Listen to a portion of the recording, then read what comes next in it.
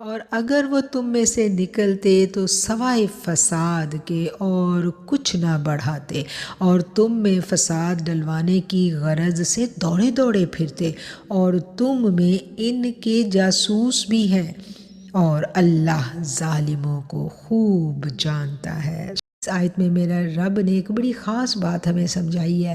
وہ نقطہ جو ہے نا ہمیں سمجھ جانا چاہیے کہ جب اللہ کے دین کی خدمت کے کام کا وقت آتا ہے، جب اللہ کے دین کو ہماری ضرورت ہوتی ہے، تو اس وقت وہی لوگ چن لیے جاتے ہیں، وہی لوگ قبول کر لیے جاتے ہیں جن پر میرے رب کی بڑی خاص نگاہ کرم ہوتی ہے۔ جو نفاق والے دل ہیں وہ بڑے عرصہ تک مسلمانوں کے اندر گھسے رہتے ہیں اور اپنے نفاق کا، اپنے دلوں کا روگ مسلمانوں سے چھپا کر ان کی صفوں میں موجود رہتے ہیں، لیکن جب کوئی ایسا وقت آتا ہے تو پھر میرا رب ان کی چھانٹی کرتا ہے اور ان کو باہر نکال دیتا ہے، اور ان کا جو نفاق ہے وہ ظاہر کر دیا جاتا ہے۔ اور ایسے موقع ہر زمانے میں آتے رہے ہیں، ہمیشہ ہر دور میں جہاں جہاں دین کی خدمت کے لیے خالص لوگ اکٹھے ہوتے ہیں، وہاں کچھ منافق، کچھ دشمن کے ایجنٹ بھی آ کر ان کی صفوں میں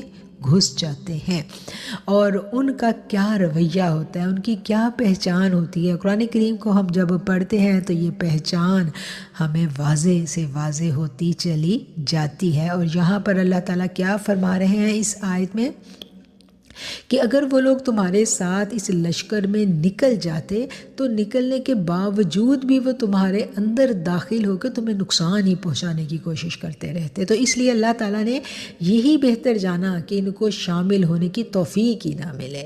تو یہ جو نیکی کا کام ہے نا، اس کے کرنے کی بھی توفیق اللہ کی جانب سے ملتی ہے، اور اللہ یہ توفیق کن لوگوں کو دیتا ہے؟ جن کی نیتیں صاف ہوتی ہیں، جن کی نیتوں میں وبال اور جن کی نیتوں میں کوڑ ہوتا ہے، ان کو یہ توفیق ملتی ہی نہیں ہے، ان کو نہیں ملتی یہ توفیق۔ یہ توفیق خالص نیت والے کو ملتی ہے، اس لیے نیتوں پر بڑا زور دیا گیا ہے۔ جب بھی ہم کوئی بھی نیکی کا کام کریں، ہم اپنی نیت پر کڑا پہرا دیں، کڑا پہرا۔ اگر ہماری نیت میں فطور ہے، ہم ہر شخص سے وہ فطور چھپا سکتے ہیں، لیکن اللہ سے نہیں چھپ سکتا، اللہ جان لیتا ہے، اور اسی نیت کے وبال میں پھر ہم ایسے پھنستے ہیں، ایسے پھنستے ہیں کہ پھنستے چلے جاتے ہیں۔ اس لیے ہم سب کو بار بار قرآن پڑھنے کے دوران اپنی نیتوں پر چیک ضرور رکھنا ہے کہ اگر ہم نیکی کا کام، یا قرآن پڑھنا بھی تو ایک نیکی کا کام ہے نا، تو جب ہم نیکی کا کام کر رہے ہیں تو اپنی نیتوں پر چیک ضرور رکھیں کہ یہ نیکی کا کام کیوں کر رہے ہیں، قرآن کس لیے سیکھ رہے ہیں؟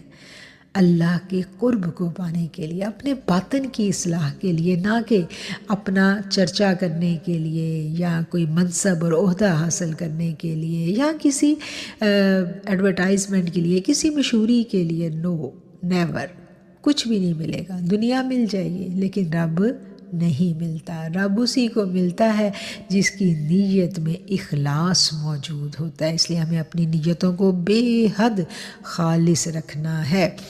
اب اس آیت سے ہم نے یہ جان لیا، یہ سمجھ لیا کہ سچ تو یہ ہے کہ اللہ کو پسند ہی نہیں تھا کہ وہ لوگ ساتھ نکلتے، اس لیے ان کے حوصلے ہی پست کر دیے گئے اور انہیں توفیق ہی نہیں ملی، ان کی توفیق ہی سلب کر لی گئی، لہٰذا وہ ساتھ جا ہی نہیں سکے، کیونکہ اللہ کو یہ پسند ہی نہیں تھا۔ اور کیوں پسند نہیں تھا، اس کی وجہ بھی اسی آیت میں بیان کر دی گئی۔ کیا بیان کی گئی؟ کہ اس سے پہلے بھی ان کی شرانگیزی کا اشارہ فرمایا کہ اس سے پہلے جنگ احد کے موقع پر یہ لوگ لشکر اسلام میں شریک ہوئے، لیکن راستہ میں ان کی 300 کی نفری مسلمانوں سے الگ ہو گئی، اور عین موقع پر انہوں نے علیحدگی اختیار کی، اور اس کا مقصد کیا تھا؟ مسلمانوں کے حوصلے پست ہو جائیں اور مسلمان ڈر جائیں۔ بالکل آپ دیکھیں نا، at the nick of the time کوئی اپنی آپ کی جماعت کوئی بہت اعلیٰ کام کرنے جا رہی ہے، اور in nick of the time ایک گروپ اس میں اسے اٹھ کے کہتا ہے کہ بھئی ہم آپ کے ساتھ نہیں چلیں گے، تو کتنا اس وقت ایک باقی لوگوں کے اوپر ایک بیڈ امپیکٹ پڑتا ہے، لوگوں کے حوصلے پست ہوتے ہیں، لوگوں کے قدم لڑکھڑا جاتے ہیں، دل پریشان قربان ہو جاتے ہیں۔ تو اللہ تعالیٰ نے کیا کیا کہ یہ پیچھے یہ لوگ کر چکے تھے ایسا، اس لیے اللہ نے اب اللہ نے وقت سے پہلے ہی ان کی یہ توفیق ہی سلب کر لی، تاکہ یہ عین موقع پر اس طویل سفر میں مسلمانوں کو اچھی خلوص نیت والے مسلمان جو جا رہے ہیں ان کو یہ لوگ پریشان نہ کریں۔ اور یہاں اس آیت میں اللہ تعالیٰ یہی بیان کر رہے ہیں کہ اگر وہ تمہارے ساتھ نکلتے تو سوائے فساد کے اور کچھ بھی نہ بڑھاتے، اور تم میں فساد ڈلوانے کی غرض سے دوڑے دوڑے پھرتے۔ آج بھی نفاق والے دل جب کسی گروہ میں کسی گروپ میں شامل ہو جائے تو ان کا یہی رویہ ہوتا ہے۔ کیا رویہ ہوتا ہے ان کا؟ ادھر کی بات ادھر لگانی، ادھر کی بات ادھر لگانی۔ یہ تو بہت بڑے بڑے کام تھے نا، آج چھوٹے لیول پر بھی ہم دیکھیں کہ جب ہم قرآن کا کام کرتے ہیں، قرآن ایک جگہ پر پڑھایا جا رہا ہے، سکھایا جا رہا ہے، تو اندر ہی کچھ لوگ ایسے شامل ہو جاتے ہیں اسی کلاس کے اندر جن کا کام کیا ہوتا ہے؟ دلوں میں نیتوں میں اخلاص کی کمی، اور جس کی وجہ سے وہ اصل چیز کی طرف کان نہیں دھرتے کہ اصل کرنے کا کام کیا وہ نہیں دیکھنا، اور کام کیا کرنا ہے؟ ادھر کی باتیں ادھر، ادھر کی باتیں ادھر کے لوگوں کی یکسوئی کو خراب کرنا۔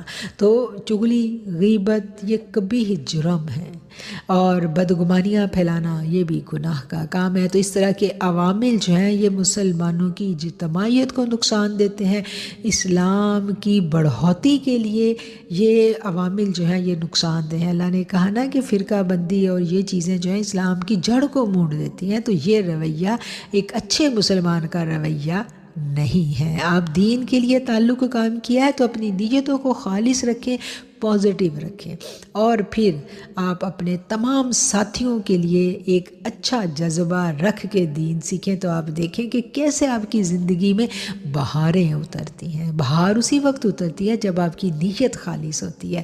اگر آپ بہت ساری اپنے ذہن میں ابہام اور بدگمانیاں لے کر جتنا بھی بھلائی کا کام کرنے لگ جائیں وہ آپ کو فائدہ نہیں دے گا۔ اگر دامن میں بہت گرد، دھول، مٹی، گندگی اٹی پڑی اور اسی دامن میں آپ خوشبودار پھول ڈالیں گے تو وہ خوشبودار پھول جو ہے نا وہ بھی میلے ہو جائیں گے۔ اس لیے اپنے دامنوں کو، اپنے دل کے دامن کو صاف کرنا، دھونا بڑا ضروری ہے، اور اس امر کی طرف ہمیں ہر وقت متوجہ رہنا چاہیے۔